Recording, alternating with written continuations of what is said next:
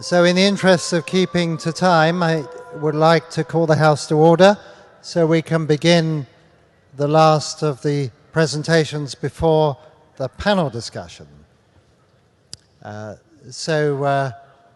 case there are any people who've just joined us, so I'm Paul Davies and I am the moderator of this session. This is the event that you've all been waiting for. Lawrence Krauss, who is the grand architect of this entire Origins Symposium, culminating in this public day, is our next speaker. In a logical universe, we'd have done this back to front. Lawrence would have spoken first because we began with something about the human mind with Steven Pinker this morning, and we're ending with the origin of the universe, but never mind. Lawrence is a colleague and a friend of mine. He has been at Arizona State University for about a year or so, and goodness me, we have noticed a difference when he began this time last year of telling us about his plans for this Origin Symposium. I think we all felt, well, can it really be done? And the answer is not only can it be done, it has been done and done with spectacular success. So I want to begin by using this opportunity to thank Lawrence Krauss for making all this such a success.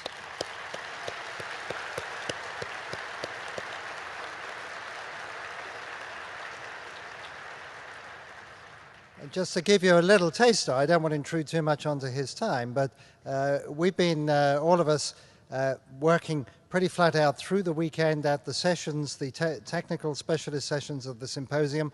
And on Saturday, it began very early, like breakfast time Saturday morning. It ended at about 11 p.m. Saturday evening. And when I woke up on Sunday, there was an organizational message from Lawrence sent at 3 a.m. And he tells me that that was by no means the last message he sent before grabbing some sleep. So that is what we're dealing with. Now, Lawrence is a physicist, theoretical physicist, a cosmologist, and best-selling author. I'm not going to reel off all of his books, but he's very well known for the physics of Star Trek. And his most recent book is Hiding in the Mirror. Today, he's going to be telling us about the universe, its origin and its ultimate fate. I don't think there is a title, so I'm just going to stand aside and hand over to Lawrence. Please welcome him. Hey, thanks, Paul. Thank you. Thank you. Thank you. I don't do podiums. Okay, this is about the time that you've been digesting lunch and nodding off, so I figured we should do a mystery story. And what I want to do is talk about a cosmic mystery story, and we'll begin. So it was a dark and stormy night. And Albert Einstein had just developed the general theory of relativity, his greatest success, his greatest discovery.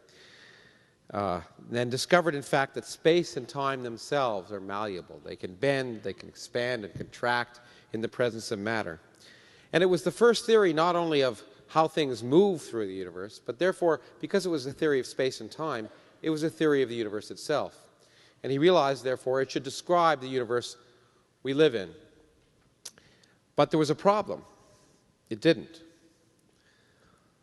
The universe we lived in at the time Einstein developed the theory of general relativity was a static, eternal universe. We're talking about origins at this meeting, and in fact the conventional scientific wisdom at that time was that the universe had been around forever, more or less the same, and would be around forever, more or less the same.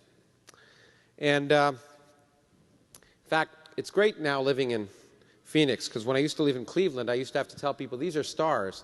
And now I don't have to. But, you know, when you look at the night sky, it's beautiful. And it's static, and it looks like it's not going to change much, but in fact it does. And what we've also learned is that the stuff you see is just the tip of a vast cosmic iceberg, as I'll talk about. The most important stuff in the universe is the stuff you can't see. And it not only has affected our origin, but it'll affect the ultimate future. Because in cosmology, just as in life, origins and endings are strongly tied. Now, as I say, Einstein had this picture of general relativity, but it didn't match with the universe we see. And it was quite simple. The universe we see is static and eternal. The stars hanging out there. But general relativity, just like gravity, suffers from the same problem as, in fact, as Newtonian gravity. Any of you who've taken physics know that gravity sucks. It always pulls. It never pushes. And if you put a bunch of stars out there, then gravity will cause them to come together and eventually collapse together. And here, how could you have a universe that was fixed and eternal? Now, this was a little problem for Einstein, and he was a creative guy, so he solved the problem. Now, I'm actually going to show you how he solved the problem using Einstein's equations. So we have locked the doors, and so I want to show you Einstein's equations. Here they are. Okay, and it's not completely facetious to do this, because in fact, in Einstein's equations, the left-hand side of the equations represents the geometry of the universe, how space itself is curved, and the right-hand side represents the stuff that makes it curved, the energy and momentum of stuff in there. And I'm a theoretical physicist, so I have to write down the Greek symbols, so there they are. I'm sure that's much more illuminating. Now, as I say, this theory of general relativity had the problem that Newtonian mechanics has, that the universe would collapse together. But Einstein realized that he could solve the problem very simply, consistent with the mathematical symmetries that had led him to be interested in the theory in the first place. He could change the theory very slightly by adding a term to the left-hand side, which he called the cosmological term. And this term would add a small repulsive force to nature through empty space. It'd be so small that you'd never actually measure it here on Earth, but it might be able to be built up over the size of the galaxy, so that repulsive force would balance out the gravitational attraction of distant stars and galaxies, and he hoped this would solve the problem. But it didn't. In fact, it didn't solve the problem because it wasn't a problem. Within a few years of Einstein writing down the theory, it was begun to realize that the universe wasn't static after all, that our picture of the origin of the universe was drastically different. This, in fact, is I was in Switzerland a few years ago, and this is a postcard I got from Einstein to Hermann Weyl, a very famous mathematical physicist, who, some of your German is probably better than mine, but it says basically, if you get rid of a quasi-static universe, then out with the cosmological constant. Because he realized if the universe wasn't static, if it was, as we now understand, expanding, you don't need a repulsive force.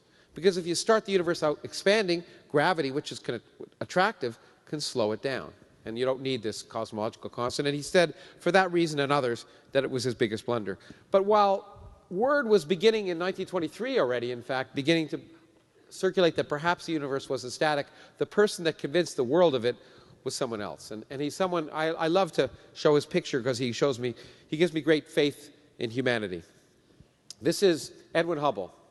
And he began life as a lawyer and became an astronomer. So there is, in fact, hope for virtually everyone.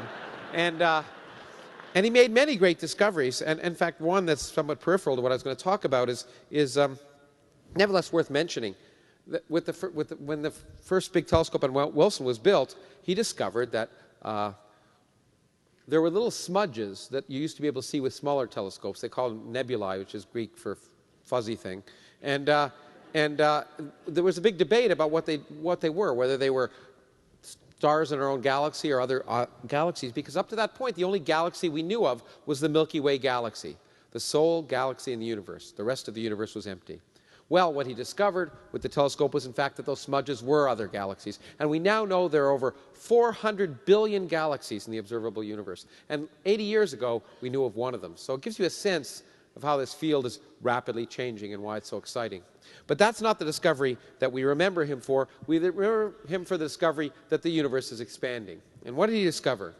Well, these are galaxies and not sperm. This is a galaxy, and if you look out at other galaxies, what Hubble discovered was that galaxies are on average moving away from us.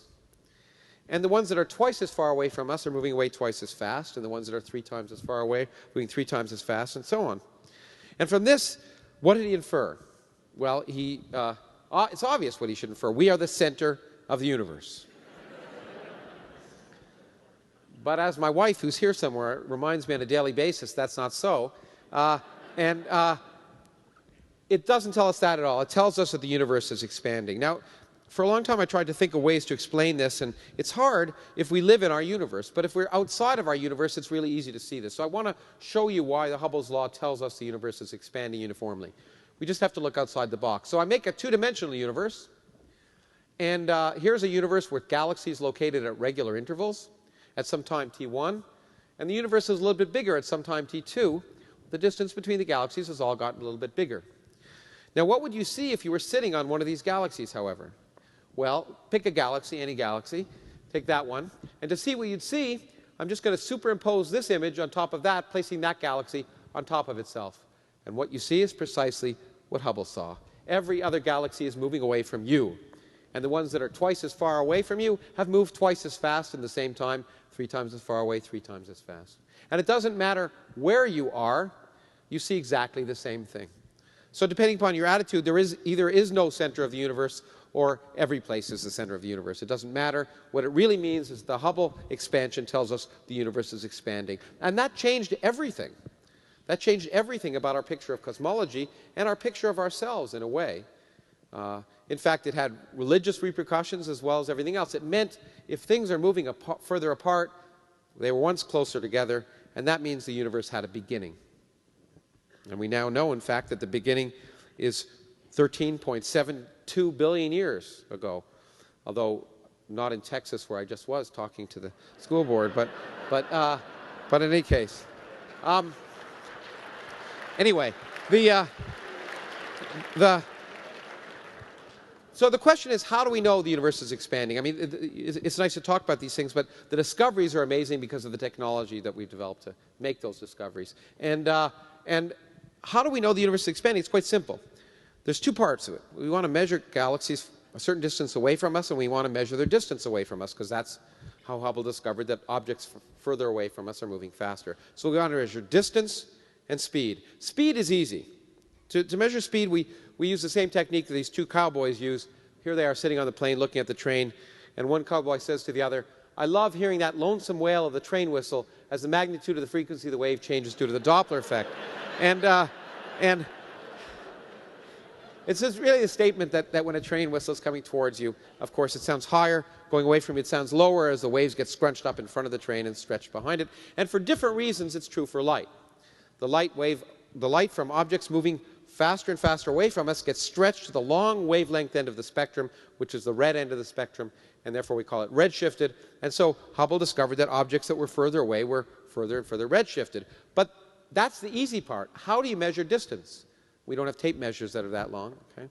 And it's very difficult to measure distance. And in fact, it's so difficult, I think I have his data here. This is the original data from 1929 for a Hubble expanding universe. So this is distance, and this is velocity. And this is one of the reasons why he was such a great scientist. He knew to draw a straight line through this data set. And not at all clear that you should do that. And in fact, when he did it, he found an expansion rate of the universe which was in fact a factor of 10 wrong.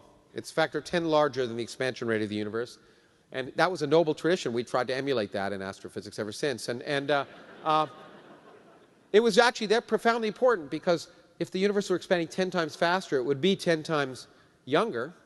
It wouldn't be 13 billion years old. It would be 1.3 billion years old. But in fact, even then, we knew from the evidence of paleontology and geology and the things we heard about earlier in this program that the Earth is older than that. And so it was embarrassing that the Earth was older than the universe. And actually, that's one of the neat things about science, because it could have, had it been, it would have meant our picture was wrong. But of course, we discovered that Hubble was wrong, not because he wasn't a good astronomer, but because it's very difficult to measure distance. That's the hard part. To measure distance to the back of the room, I could take that projector back there and say it's a 500-watt bulb. And if I had an old-fashioned camera, in the old days you used to have light meters, I could turn out all the other lights, and I could measure the power coming to my camera, and I could know how the light spreads out, and I could work backwards to determine how far away the light bulb is. The universe isn't populated, however, by 500-watt light bulbs, which would make it easier. So we have to use something else. And we have to use something we call a standard candle.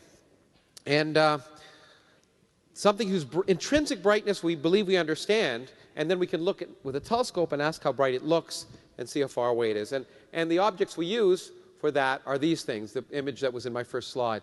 This is a distant galaxy, far, far away, long, long ago. And this object here, this intervening object, the star, looks very bright. It looks as bright as the whole center of the galaxy. And that would make you think that it might be a star in between us and the galaxy, perhaps in our own galaxy. But it's not. It's actually on the edge of this galaxy. And it's as bright as the whole center of the galaxy because it's not a regular star. It's a star that's just exploded, a supernova, the brightest fireworks in the universe. When a star explodes, it's as bright as basically a whole galaxy. And these objects have recently become to be able to use as standard candles because we can observe them. Here's a little movie. There it is. You can see it there. It'll repeat. The star explodes in a distant galaxy. We can see its brightness. We can also measure its spectrum. And if we could measure its spectrum, the colors of light it emits, we know just what type of supernova it is. And it turns out we can determine its intrinsic brightness and use these objects to measure the distance to these distant galaxies. And we've now been able to measure Hubble's law out to much greater distances than Hubble was able to do it. It's also since the great remarkable discovery that on a log-log plot everything is a straight line. And, but when you do that, nevertheless we can measure the expansion rate of the universe now not to a factor of 10 uncertainty, but to a factor of 10% uncertainty. So things have moved remarkably well in the last 80 years. This was really the major purpose of the Hubble Space Telescope initially, which is why it's called the Hubble Space Telescope, to measure that expansion rate. Now, let's go back to Einstein. Einstein said it was his biggest blunder, the cosmological constant, so he wanted to get rid of it. But it's kind of like trying to put the toothpaste back in the tube. If Einstein hadn't introduced the cosmological constant, someone else would have. Because using the miracle of modern mathematics, we can rewrite this equation. And I mean, this is not very difficult mathematics, but it's a small step for a mathematician, but a giant leap for a physicist. Because not just to move this from there to there, but remember, when you put this term here, it has a very different meaning. The stuff here had to do with the geometry of the universe. The stuff here has to do with the energy and momentum in the universe. So when I put it there, it means that if it was there, it would represent a new form of energy in the universe, some as of yet undiscovered type of energy. We can ask what type of stuff would have that type of energy. And it turns out there's only one type of stuff: nothing. Now, by nothing, I don't mean nothing. I mean nothing. I mean, if you take space and get rid of all the radiation and all the particles and everything, you have nothing there. If space weighs something, then that's the kind of energy you'd have. Now, if you ask a 4-year-old, what's the energy of empty space? The 4-year-old would say nothing, okay? Because that's a reasonable, if there's nothing there, it shouldn't have any energy. But the 4-year-old hasn't taken quantum mechanics, however. And it turns out that in the quantum mechanical universe, empty space isn't so empty. It's a boiling, bubbling brew of virtual particles popping in and out of existence so fast that you can't see them. And it sounds like, you know, counting angels on the head of a pin. If you can't see them, how do you know these virtual particles are there? And the answer is, well, you can't see them directly, but you can see the effects indirectly. The fact that they pop in and out of existence changes the properties of matter. In fact, we can use it to calculate very carefully the properties of atoms, and we come up with incredible accuracy. Most recently, we can use it to calculate the properties of protons and neutrons in atoms. This is a picture of what the space inside of a proton looks like. It was a picture that was shown at the Nobel Prize ceremonies, in fact, by 2 of the people who are going to be on the stage next, who won the Nobel Prize for, in fact, explaining what the space inside of an atom, of a proton, looks like. But it's a boiling, bubbling brew of stuff. It's responsible for most of the mass of your body, in fact. So we can use these principles to, in fact, calculate properties of elementary particles. And now, if empty space isn't so empty, we should be able to use the same ideas to calculate the energy of empty space. And when we do that, we come up with an answer.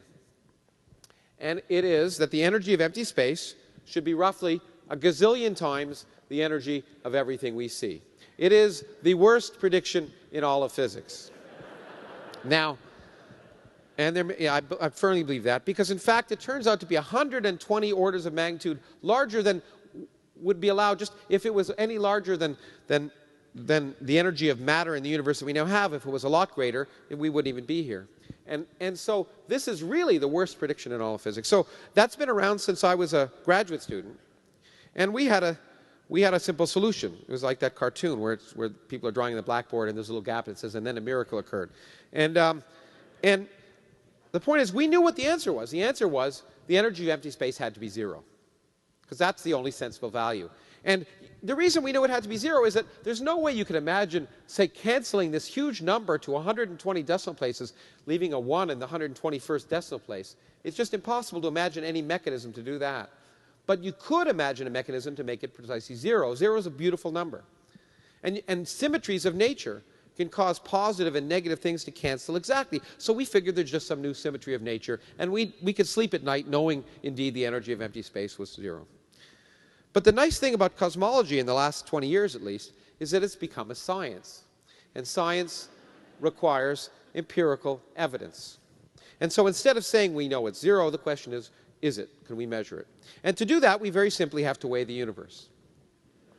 And that may sound daunting, but it's something that's been going on for a long time. We do it because we can stand on the shoulders of giants. Here's one of the early giants, or sort of. This is, I took this in a picture on an island off Sweden called Ven. This is a very famous astronomer named Tycho Brahe. If you look carefully, you can't see the end of his nose there. Got cut off in a sword duel. But Brahe and others led, in fact, his observations of the motions of planets around our solar system led, in fact, his assistant Kepler to develop laws of motion, which led to Newton to develop his universal theory of gravity. And gravity has allowed us to weigh things. It's a long story, and a story I don't have time to adequately tell, but we can actually now use gravity to weigh the universe, to try and come up with what the universe looks like. And we care for the following reason. In general relativity,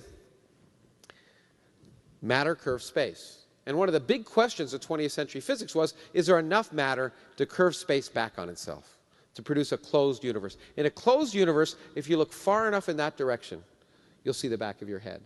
Okay? And we could live in one of 3 universes. A closed universe, these are 2-dimensional universes, they're a lot easier to draw. Our universe is 3-dimensional.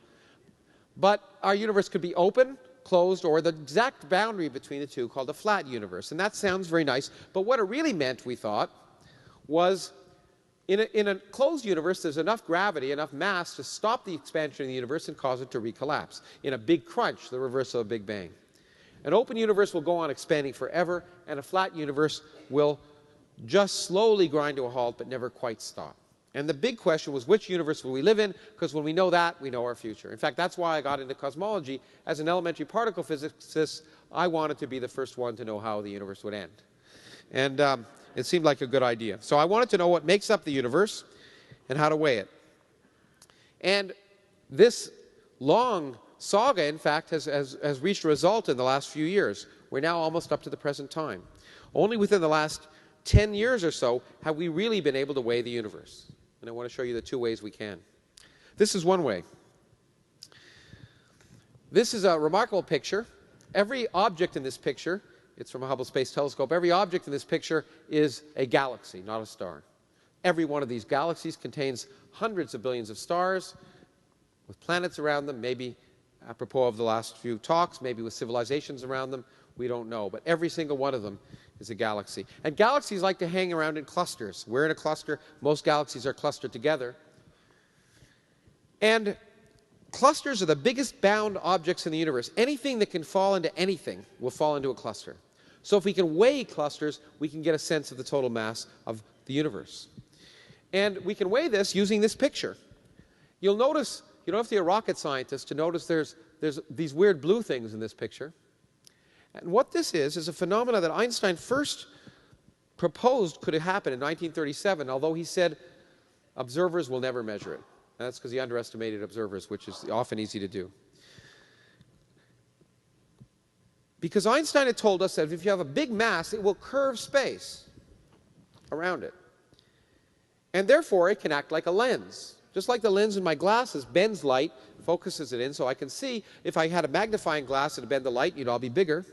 If I had a goblet, a cut glass goblet, and I looked through it, I'd see many, many versions of you. And Space can do the same thing. This is a large enough mass distribution that what we are seeing are multiple images of a single galaxy located several billion light years behind this cluster. All of these images are of the same galaxy, stretched and distorted, and it's a beautiful picture. But we can use it to weigh the galaxy, because we can say, we know how general relativity works. What mass distribution would produce that image? And Tony Tyson and collaborators have inverted that image, and here's a picture of where the mass is. These are the spikes where galaxies are, but you notice that most of the mass in that image is between the galaxies, the stuff that isn't shining. The empty space apparently between the galaxies accounts for about 50 times as much mass as the galaxies themselves. There's something in that system, and physicists, with their incredible linguistic perspicacity, have called it dark matter, because we can't see it. And we've now established definitively that not only our galaxy, but every galaxy in the universe is dominated by this dark stuff, and we think it's a new type of elementary particle. What makes that even more exciting is, if it's an elementary particle, that dark matter isn't out there just there. It's in this room. It's going right through your bodies as you nod off during this lecture. Okay?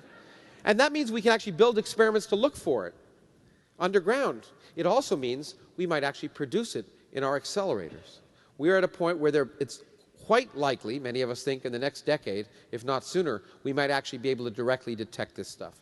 And I don't know if I have a picture of a dark matter detector. No, I may, but I don't want to talk about it right now. The point is, by weighing this cluster and other clusters, we have now been able to weigh all the mass in the universe and to ask whether the universe is open, closed, or flat. Now, there's a Greek letter down there. Whenever something's important in physics, we give it a Greek letter.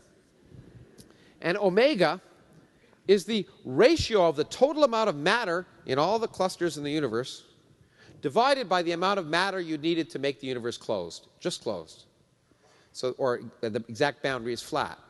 So omega equal 1 is a flat universe. Omega greater than 1 is a closed universe, and omega less than 1 is an open universe. So now we have finally, after 80 years of trying, definitively been able to determine that there's not enough matter by a factor of 3 to make the universe flat. So the universe appears to be open and it'll expand forever. There's a problem with this observation, however, and that is that theorists didn't believe it. Maybe it's a problem for theorists, but the point is, just like 0 is a pretty number, there's another pretty number, and it's 1. We believed, on the basis of all of our theoretical biases at the time, based from arguments from elementary particle physics, that the only sensible universe is a flat universe. And the reason is quite simple, and maybe we can get to this in the question period. Only a flat universe can result from nothing, because the total energy of a flat universe turns out to be precisely 0. And so we believed the universe had to be flat because we thought the universe came from nothing. But here these pesky astronomers were coming up with the wrong answer. Well, the point is, this is a very indirect way to measure the geometry of the universe. After all, it's using Einstein's equations. You measure the mass of the universe, and then you got to use Einstein's equations to turn it into geometry. It's crazy. Let's measure the geometry of the universe directly. Well, this is an experiment to detect it, but I want to go to the geometry of the universe. So how would you measure the geometry of the universe? Well, let's ask the question, how could you measure that the Earth is curved if you couldn't go into a satellite and look at it, and you couldn't go around it? Okay. Well, very simply, you draw a triangle, and then you'd ask a European high school student, what's the sum of the angles in a triangle? And they'd say 180 degrees, and then you'd say, well, that's fine, but you learned your geometry from Euclid. On a curved surface, something very different is possible.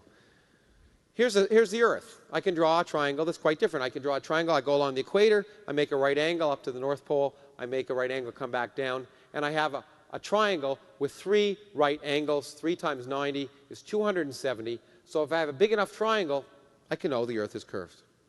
In fact, interestingly enough, the first mathematicians to think about curved geometries actually tried to measure big triangles on the Earth to see if, in fact, not the Earth was curved, but if three-dimensional space was curved. Because it turns out this is true not just for a 2-dimensional surface, but for 3-dimensional space. If we could find a big enough triangle and measure it, we would determine whether the universe is open or closed or flat. And in the last 10 years, we've been able to find a big enough triangle from the most important and remarkable measure in cosmology, and that is the cosmic microwave background radiation, the afterglow of the Big Bang. In fact, one of the other Nobel laureates who's going to be on the panel here won a Nobel Prize for actually looking at this stuff and helping discover one of the things I'm going to talk about. What is the cosmic microwave background? Well, as I say, it's the afterglow of the Big Bang. Now think about it. When we look out at objects that are further and further away from us, we're looking back in time. Objects that are a billion light years away from us, we're looking at them as they looked a billion years ago, 2 billion years ago. So if the universe is 13.7 billion years old, if we look out far enough, we should see the Big Bang. But we can't.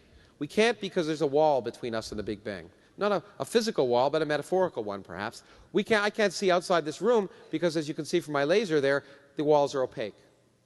As I look back in the history of the universe, earlier and earlier times, the universe was getting hotter and hotter and hotter. And at a time when the universe was about 100,000 years old, it was a temperature of about 3,000 degrees of absolute zero. And at that temperature, something very special happens. Most of the universe is made of hydrogen. Most of the normal matter in the universe, I should say, is made of hydrogen. And at that temperature, the radiation is hot enough to break up our hydrogen into protons and electrons, charged objects. So instead of having neutral matter, you have a charged plasma. And a plasma is opaque to radiation. And so we can't see past this surface, literally.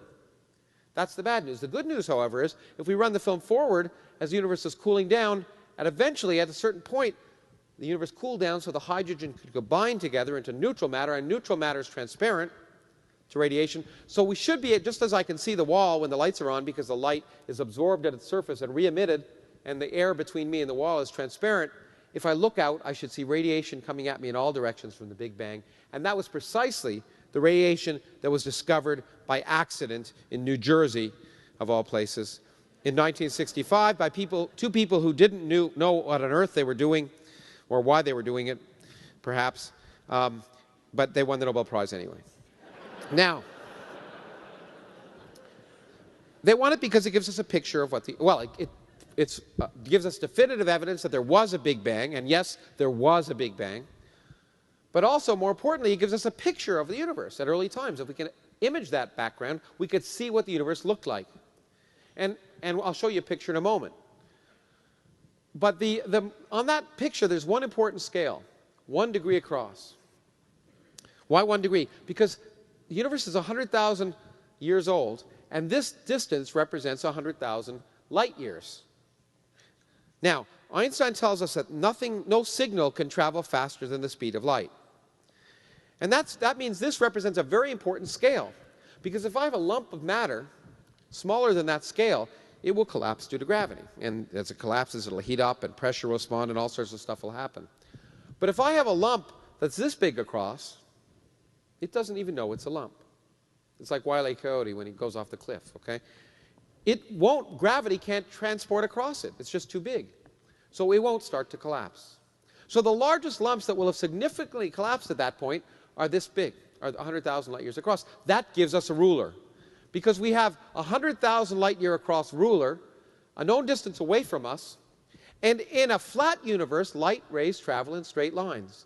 And the angle subtended on my eye by a 100,000 light year across ruler at that distance will be 1 degree. However, if the universe is open, then light rays will diverge as you go back in time, and the ruler will look smaller, maybe ½ a degree. And if it's closed, light rays will converge, and the ruler will look bigger, maybe 2 degrees. So we just have to image that picture, and we can look for the lumps and ask how big are they? Are they 1 degree, ½ a degree, or 2 degrees? And we can measure the geometry of the universe. And that's precisely what's been done recently. This was one of the first experiments to do it. It's called the boomerang experiment. It was in Antarctica. A big balloon took a microwave radiometer up way above the Earth's atmosphere, or at the top of the atmosphere at least, and it went around the world, which is actually easy to do in Antarctica. But in this case, it took about 2 weeks to do it, and it imaged a small region of the microwave sky looking for hot spots and cold spots in the radiation, which correspond to lumps of matter and energy. And this is actually the picture it took, a false color image of the picture. It reminds me of our cosmic myopia. in effect, because here's the hot spots and cold spots in the microwave background superimposed in the original image. And the point is, we don't see microwaves, which is what this radiation is. We see visible light. But if we evolved to see microwaves for any reason, instead of having evolved to see visible light, every night when you looked out, more or less, you'd look out and see the microwave background 13 billion light years away. Now, there are the lumps. How big are they? Well, we can create universes on a computer. Here's another false color image from the boomerang map. And here's a closed universe built on the computer, an open universe, and a flat universe. And you see in the closed universe, the lumps are bigger than these lumps. In an open universe, the lumps are smaller than these lumps. But just like Goldilocks, in a flat universe, the lumps are just right. In fact, so just right that I can blind you with, well, actually, we've even done a better job, and I put this up in honor of the physicist David Wilkinson, who, if he were still alive, would be here with us today, I'm sure. And the Wilkinson microwave anisotropy probe actually took a picture of the entire microwave sky and allowed us to do a better job. And just to show you, this is an image which shows what you would expect. The curve is where you'd expect most of the lumps to be, about 1 degree across, if we lived in a flat universe, and this is the data point. We now know with great precision, about 1% to 2% precision, that we live in a flat universe, just like we thought, the theorists. But there's a problem. I hope those of you who've been awake realize that we just proved the universe wasn't flat. We added up the amount of matter in the universe, and found out it wasn't flat. So what's the problem? If the universe is flat, we're missing 70% of the energy of the universe. Where could it be? Well, maybe it could be in the energy of empty space. Stupid, crazy, nonsensical. But if it were in the energy of empty space, what would happen? Well, if I put energy in empty space, I remind you, it acts like a cosmological constant, it's gravitationally repulsive, and it would cause the expansion of the universe to speed up, not slow down. And in 1998, observers who were trying to measure the deceleration of the universe, how fast it was slowing down, discovered something that amazed me. This may not seem like it's much, but it was on the cover of Science, in fact. This is the Hubble expansion that I showed you earlier, and the question is, does it curve up or down? So let's draw a straight line through it. And this curve here is exactly what was predicted for a universe that should slow down, a flat universe that should slow down. And you see, it doesn't match the data at all. The data is above, on average, the straight line. And if I try and fit the data, I fit to an accelerating universe. And the amount of energy I need in empty space to fit that acceleration is exactly the amount that was missing. 70% of the energy needed to make the universe flat. So we now have a consistent, unbelievable picture of the universe. A cockamamie, crazy, insane universe. When I want to remind you of this as we think of our origins. Okay? We now know that you take all the stars and galaxies and everything you see, that accounts for less than 1% or so of the mass of the universe.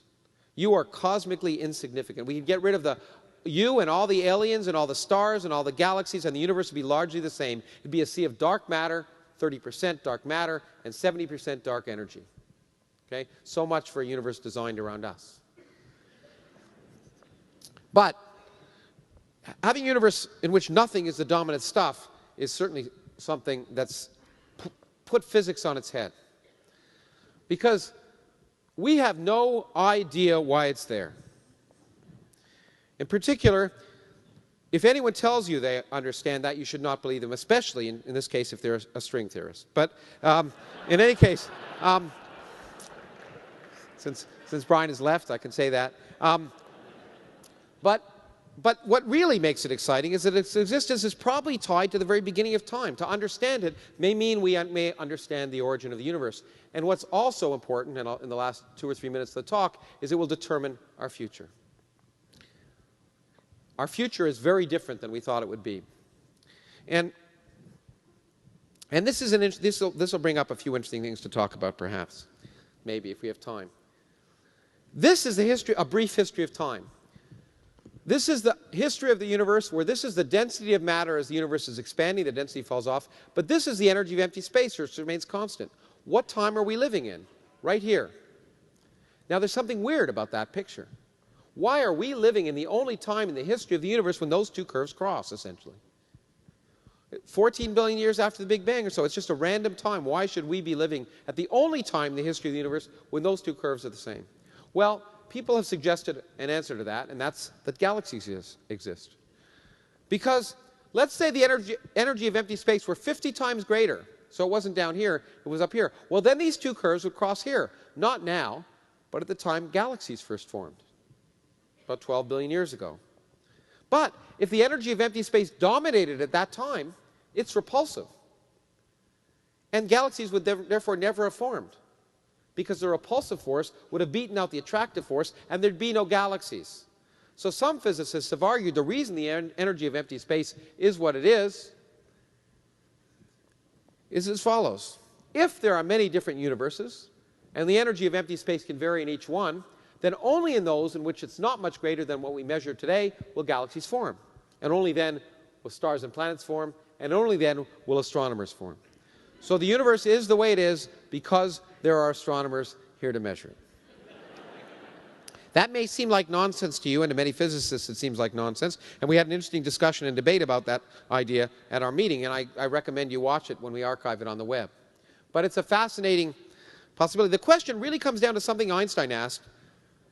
He said, what really interests me is whether God, and by God he meant something other than God, but what really interests me is whether God had any choice in the creation of the universe. And what he meant by that is there only one consistent set of laws of physics that can happen to make a consistent universe, or are there many different kinds? And really the history of physics over the last 400 years has been to demonstrate that apparently there's order to nature. There is a consistent set of laws. And this is a subject that's now being debated very highly, because we don't know if our universe is an accident and we're in it just because we can live in it, a kind of cosmic evolution. It's nothing to do with design. It's really cosmic evolution. Why is our universe fine-tuned for life? Apparently the same reason that a bee is fine-tuned to be able to find honey, because if it didn't, it wouldn't be around. So, in the last minute, what does it imply for the future? Well, this is a commencement address. I've given two of them, and I never had the guts to use this line, which was at a private girls' school, where the man said, "Things are going to get unimaginably worse, and they're never, ever going to get better again."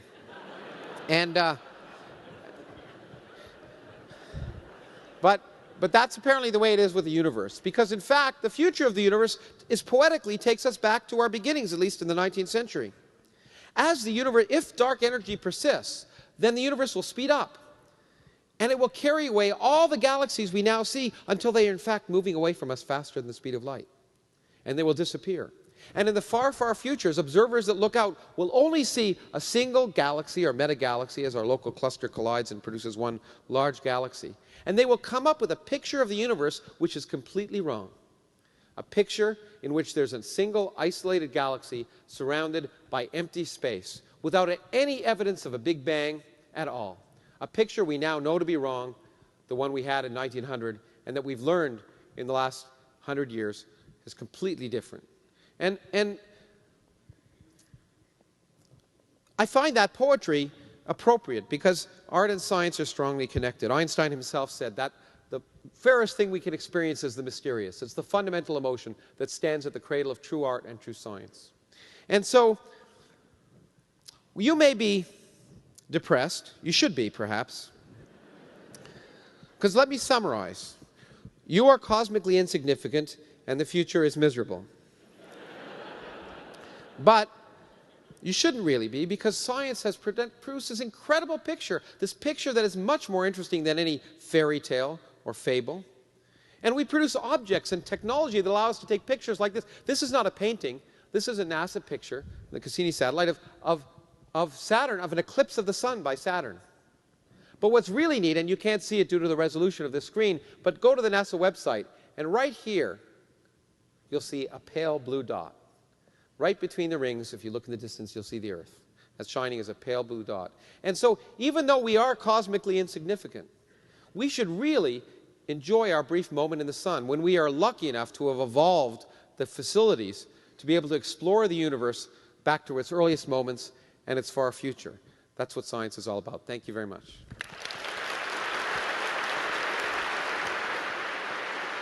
Okay. Do we have any time or not? Maybe 2 minutes? We have time for 1 or 2 questions. Yeah, we can go a little bit late. 2 minutes.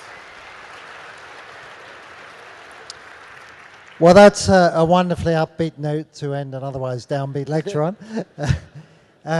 We don't have a great deal of time for questions, but when the universe as a whole is the subject, there normally are 1 or 2. And so I'm going to moderate that, and we'll start on the left-hand side over here. Yes, Dr. Krauss. My name is Jim McWhorter. We spoke last Friday. Yes. In 1920, around that time, somebody said that the galaxies were moving away from each other like dots on an expanding balloon. Over the years, that explanation has gone from dots on the surface of an expanding balloon to dots within a very, very thick membrane of an expanding balloon, and all starting from the Big Bang singularity and moving outward along radial lines.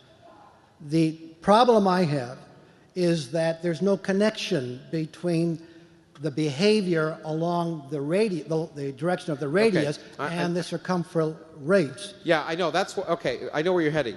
That's why I didn't use the expanding balloon. It's a picture that gives you a sense of, because people say, well, how can everything be moving apart if it's not moving into anything? And when you have the picture of an expanding balloon, you're not supposed to think of the space. The surface of the balloon is all there is. It's a two-dimensional universe. And on that two-dimensional universe, nothing exists inside or outside of the balloon. But let me finish. I'm up here. So on that surface, I can put dots, and when I blow up that balloon, it expands. But the balloon is not expanding. The surface of that balloon is not expanding into anything. It's just getting further apart. But many people are confused by the fact that, in fact, we live in a three-dimensional space, and they think of what's inside and what's outside the balloon. That's why I didn't use that picture. That's why I used the explanation I did, which is a completely flat plane. And in that case, it seems to me it's a lot easier to understand than expanding universe. An expanding universe like ours, if you want to take the two-dimensional analogy, a better analogy is think of an infinitely big bed sheet. It was infinitely big at the beginning, it's infinitely big now, but I'm stretching it. Okay, there is a three-dimensional model that'll explain the expansion of the universe without the necessity of a Big I am Bang. the moderator. Yeah, there are many. Okay, I'm sure you'll write me about it, but I don't think we should talk about it here. In the interests of fairness, because we have somebody waiting on this side, and we are very limited in time. So, go ahead. Sir. You mentioned string theory and its proposed reasoning for the dark matter and dark energy we see in the universe. In your opinion, with the lack of experimental evidence, is it a kind of deus ex, wishful thinking from scientists? Is it, to quote Fermi, not even wrong? No, I think it was Pauli who said that. But in any case, no. If it was, I really wouldn't talk about it. I don't believe in talking about things that are so speculative that they shouldn't see the light of day, at least in public. No, in fact, I don't know if he's out here, but you'll hear him in a bit. My friend Frank Wilczek likes to coin the term radically conservative. The idea of dark matter, in fact, is the most conservative possible assumption. It's the simplest thing that explains everything we see. Moreover, it's fully expected. That's the other thing I should have pointed out. Every idea in particle physics, not string theory, because it actually doesn't go as far as to make any kind of predictions, but any of the tentative ideas we have in particle physics of what we might see at the Large Hadron Collider, all of them suggest easily a new type of particle which could be dark matter. I think of the following. Maybe this is the way to end. We did not know of the microwave background until 1965. What's the microwave background made of? Light. The most visible stuff in the universe. And it turns out that there are 1 billion particles of light in the universe for every proton in the universe. There are 1 billion times more, in terms of number, particles of photons than protons. Now, it turns out photons are light. They're massless, in fact. They still have energy, and their energy doesn't compare, it turns out, with the energy of matter. But it wouldn't be very hard in the early universe to make some other kind of particle which is heavy, which is a lot more abundant than protons and a lot easier to see, a lot harder to see than light, and it would be the perfect dark matter. And that's exactly what we're doing. We're looking for those type of particles in the detectors of this picture I showed here, and hopefully we might produce them in the Large Hadron Collider. And that's what makes us so excited right now, because we're on the threshold of potentially turning what you might think of as myth into science. Thank you. Thank you. Yeah, there's a break. Yeah, say there's a break, and you might as well, because I'll come back. Well, that's a great way to segue into our next presentation or event. There's a 5-minute only break now, following which we will have a panel discussion. We have to rearrange the stage here. So if you need to step out, please do so quickly and be back in no later than 5 minutes.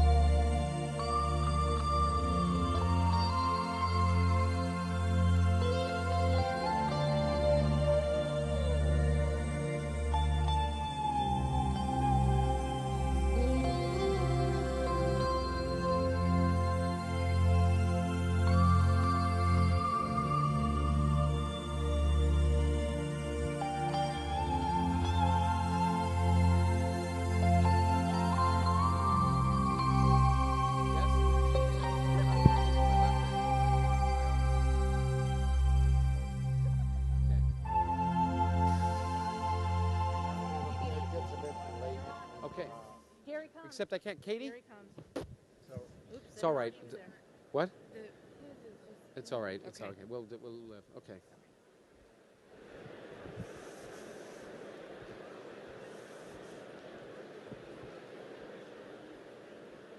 We are, I'm very pleased and privileged to introduce a friend of mine, and Ira Flato. This is his 40th year as a science journalist, and certainly one of the best science journalists in the country for any of you who listen to Science Friday. And yes, let's give him a round of applause. But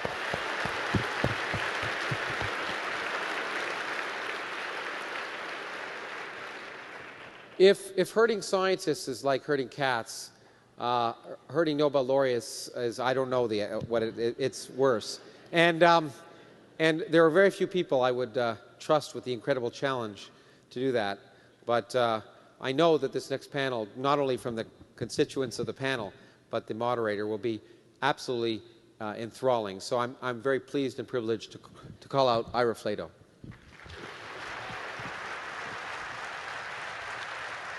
Thank you. Thank you.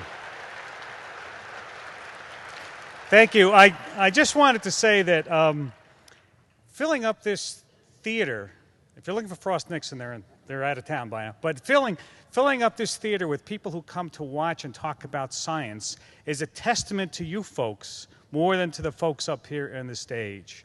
You deserve a round of applause for yourselves for coming out and showing how popular science is for the people who don't believe that science has a rightful place in our society. So thank you all for showing up today.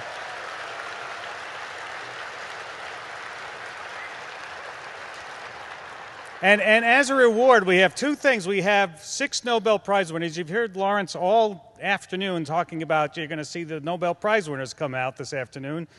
And they're out there. I know, don't get too close, right?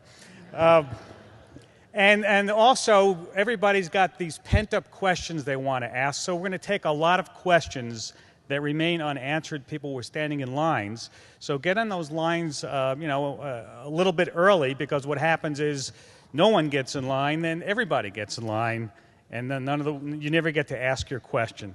So we're going to try to follow up on the topics we talked about today, things you've heard about, talk about some of the details. We're going to talk about cosmology, and we're going to talk about astrobiology, the search for life in our solar system and in the universe, with our eclectic panel of scientists. And let me introduce them to you now. Let's see if they're all in the seats. Okay, we'll start here. Close to me is Burke Blumberg. He is Distinguished Scientist at Fox Chase Cancer Center in Philadelphia and the University Professor of Medicine and Anthropology at the University of Pennsylvania. And his research has covered many, many areas. He was awarded the Nobel Prize in 1976 for, quote, discoveries concerning new mechanisms for the origin and dissemination of infectious diseases, and specifically for the discovery of the hepatitis B virus.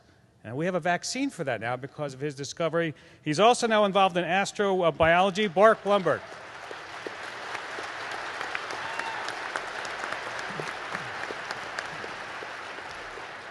Next to Dr. Blumberg is David Gross. He's been director of the Institute of Theoretical Physics at the University of California, Santa Barbara since 1997. In 2002, he was named the Frederick Gluck Chair in Theoretical Physics and the director of the Kavli Institute for Theoretical Physics. And in 2004, he and Frank Wilczek, who's sitting on the other table over there, these are the particle physics people that Lawrence was telling you about, and David Pulitzer were given the Nobel Prize in Physics for the discovery of asymptotic freedom in the theory of a strong interaction. Thank you, David, for showing up here today.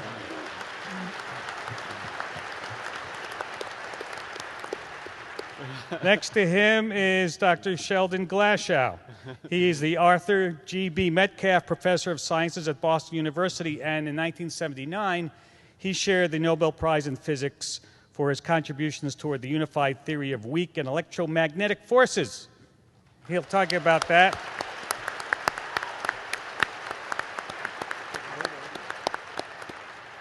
On moving to the second table is Walter Gilbert. Dr. Gilbert worked on the mechanisms of protein synthesis And it's a mouthful, so I'm not going to get into the whole thing. Let's suffice it to say he is co-founder of Biogen, Myriad Genetics, Paratech Pharmaceuticals.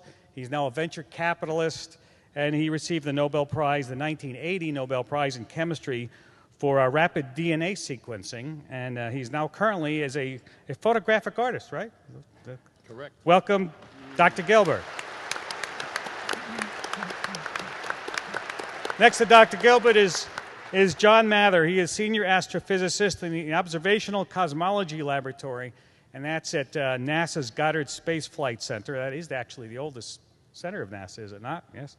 And he came to Goddard to be the principal investigator for all this cosmic background radiation stuff that you have seen, that Lawrence has been showing you, other scientists have been showing you.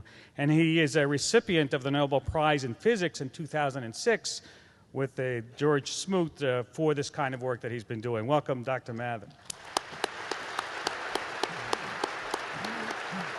Last but not least, at the end is Dr. Frank Wilczek, and he has received many prizes for his work in physics, including the Nobel Prize of 2004 for work he did as a graduate student at Princeton when he was only 21 years old. So it shows you that you can do work early on in your life and get credit for that.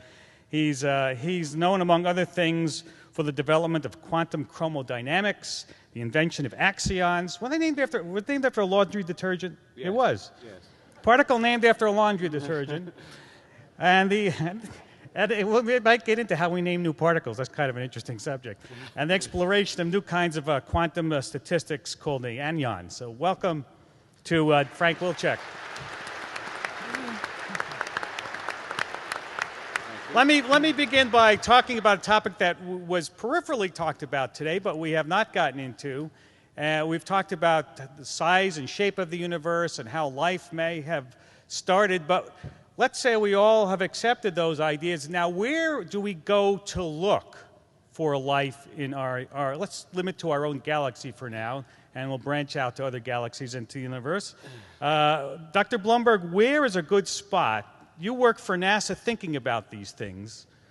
Where should we be going to look for? Where's the best candidate in our solar system? Well, keep in mind that the definition of astrobiology that's often used is the study of the origin of life. We know life's around. The question is, how did it start? And then testing the hypothesis that life exists elsewhere. So the question is, what seem to be the best candidates within our solar system for the existence of life? Well, the primary candidate has been Mars. Mars is the planet that, at least in early days, was most similar to Earth, and perhaps a good part of its early history. There are many similarities. It's changed a great deal. There's one of the requirements for having life is to have liquid water, stuff that chemicals can dissolve in. And there's geological evidence on Mars that there were great outflows of water, perhaps sporadically in the past.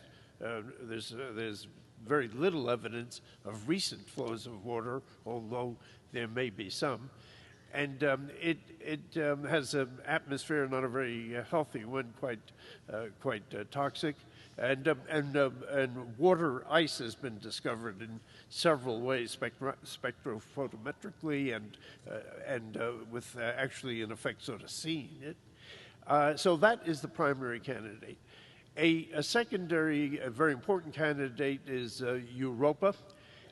Europa is a moon of Jupiter's, as I'm sure most of you know, and based on observations and certain measurements and theoretical considerations and some very close observations, it appears that the upper many kilometers, 10 or more kilometers, are made of water ice, and there appears to be a briny ocean under this thick layer of ice.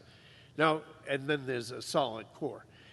So one of the requirements for life, as I said, is water, and I think the estimates are there may be... In Einstein's equations, the left-hand side of the equations represents the geometry of the universe, how space itself is curved, and the right-hand side represents the stuff that makes it curve, the energy and momentum of stuff in there.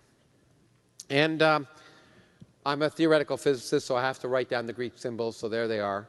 I'm sure that's much more illuminating. Now, as I say, this theory of general relativity had the problem that Newtonian mechanics has, that the universe would collapse together.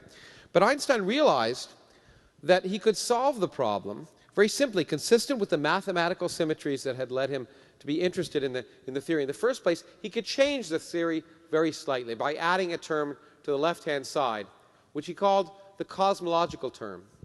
And this term would add a small repulsive force to nature through empty space. It'd be so small that you'd never actually measure it here on Earth, but it might be able to be built up over the size of the galaxy, so that repulsive force would balance out the gravitational attraction of distant stars and galaxies, and he hoped this would solve the problem. But it didn't. In fact, it didn't solve the problem because it wasn't a problem. Within a few years of Einstein writing down the theory, it was begun to realize that the universe wasn't static after all, that our picture of the origin of the universe was drastically different. This, in fact, I was in Switzerland a few years ago, and this is a postcard I got from Einstein to Hermann Weyl, a very famous mathematical physicist, who, some of your German is probably better than mine, but it says basically, if you get rid of a quasi-static universe, then out with the cosmological constant. Because he realized if the universe wasn't static, if it was, as we now understand, expanding, you don't need a repulsive force. Because if you start the universe out expanding, gravity, which is kind of attractive, can slow it down. And you don't need this cosmological constant. And he said, for that reason and others, that it was his biggest blunder. But while word was beginning in 1923 already, in fact, beginning to circulate that perhaps the universe wasn't static, the person that convinced the world of it was someone else. And he's someone, I love to show his picture because he gives me great faith in humanity. This is Edwin Hubble. And he began life as a lawyer and became an astronomer. So there is, in fact, hope for virtually everyone. And he made many great discoveries. And in fact, one that's somewhat peripheral to what I was going to talk about is nevertheless worth mentioning. When the first big telescope in Wilson was built, he discovered that there were little smudges that you used to be able to see with smaller telescopes. They call them nebulae, which is Greek for fuzzy thing. And there was a big debate about what they were, whether they were stars in our own galaxy or other galaxies, because up to that point, the only galaxy we knew of was the Milky Way galaxy, the sole galaxy in the universe. The rest of the universe was empty. Well, what he discovered with the telescope was, in fact, that those smudges were other galaxies. And we now know there are over 400 billion galaxies in the observable universe. And 80 years ago, we knew of one of them. So it gives you a sense of how this field is rapidly changing and why it's so exciting. But that's not the discovery that we remember him for. We remember him for the discovery that the universe is expanding. And what did he discover? Well, these are galaxies and not sperm. This is a galaxy, and if you look out at other galaxies, what Hubble discovered was that galaxies are on average moving away from us. And the ones that are twice as far away from us are moving away twice as fast, and the ones that are 3 times as far away moving 3 times as fast, and so on. And from this, what did he infer? Well, it's obvious what he should infer. We are the center of the universe. But as my wife, who's here somewhere, reminds me on a daily basis, that's not so. It doesn't tell us that at all. It tells us that the universe is expanding. Now, for a long time, I tried to think of ways to explain this, and it's hard if we live in our... working pretty flat out through the weekend at the sessions, the technical specialist sessions of the Symposium. And on Saturday, it began very early, like breakfast time Saturday morning. It ended at about 11 p.m. Saturday evening. And when I woke up on Sunday, there was an organizational message from Lawrence sent at 3 a.m. And he tells me that that was by no means the last message he sent before grabbing some sleep. So that is what we're dealing with. Now, Lawrence is a physicist, theoretical physicist, a cosmologist, and best-selling author. I'm not going to reel off all of his books, but he's very well known for the physics of Star Trek. And his most recent book is Hiding in the Mirror. Today, he's going to be telling us about the universe, its origin and its ultimate fate. I don't think there is a title, so I'm just going to stand aside and hand over to Lawrence. Please welcome him. Hey, thanks, Paul. Thank you. Thank you. Thank you. I don't do podiums. Okay, this is about the time that you've been digesting lunch and nodding off, so I figured we should do a mystery story. And what I want to do is talk about a cosmic mystery story, and we'll begin. So it was a dark and stormy night, and Albert Einstein had just developed the general theory of relativity, his greatest success, his greatest discovery. Then discovered, in fact, that space and time themselves are malleable. They can bend, they can expand and contract in the presence of matter. And it was the first theory not only of how things move through the universe, but therefore, because it was a theory of space and time, it was a theory of the universe itself. And he realized, therefore, it should describe the universe we live in. But there was a problem. It didn't. The universe we lived in at the time Einstein developed the theory of general relativity was a static, eternal universe. We're talking about origins at this meeting, and in fact the conventional scientific wisdom at that time was that the universe had been around forever, more or less the same, and would be around forever, more or less the same. And in fact, it's great now living in Phoenix, because when I used to live in Cleveland, I used to have to tell people, these are stars. Now I don't have to. But, you know, when you look at the night sky, it's beautiful. And it's static, and it looks like it's not going to change much, but in fact it does. And what we've also learned is that the stuff you see is just the tip of a vast cosmic iceberg, as I'll talk about. The most important stuff in the universe is the stuff you can't see. And it not only has affected our origin, but it'll affect the ultimate future. Because in cosmology, just as in life, origins and endings are strongly tied. Now, as I say, Einstein had this picture of general relativity, but it didn't match with the universe we see. And it was quite simple. The universe we see is static and eternal, the stars hanging out there. But general relativity, just like gravity, suffers from the same problem as, in fact, as Newtonian gravity. Any of you who've taken physics know that gravity sucks. It always pulls. It never pushes. And if you put a bunch of stars out there, then gravity will cause them to come together and eventually collapse together. And here, how could you have a universe that was fixed and eternal? Now, this was a little problem for Einstein, and he was a creative guy, so he solved the problem. Now, I'm actually going to show you how he solved the problem using Einstein's equations. So we have locked the doors, and so I want to show you Einstein's equations. Here they are. Okay, and it's not completely facetious to do this, because in fact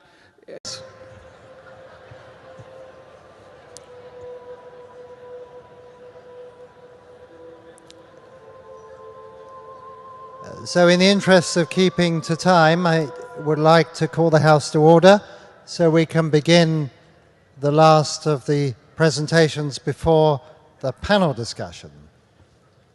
In case there are any people who've just joined us, so I'm Paul Davies, and I am the moderator of this session. This is the event that you've all been waiting for. Lawrence Krauss, who is the grand architect of this entire Origins Symposium, culminating in this public day, is our next speaker. In a logical universe, we'd have done this back to front. Lawrence would have spoken first, because we began with something about the human mind with Steven Pinker this morning, and we're ending with the origin of the universe. But never mind. Lawrence is a colleague and a friend of mine. He has been at Arizona State University for about a year or so, and goodness me, we have noticed a difference when he began this time last year of telling us about his plans for this Origin Symposium. I think we all felt, well, can it really be done? And the answer is, not only can it be done, it has been done, and done with spectacular success. So I want to begin by using this opportunity to thank Lawrence Krauss for making all this such a success.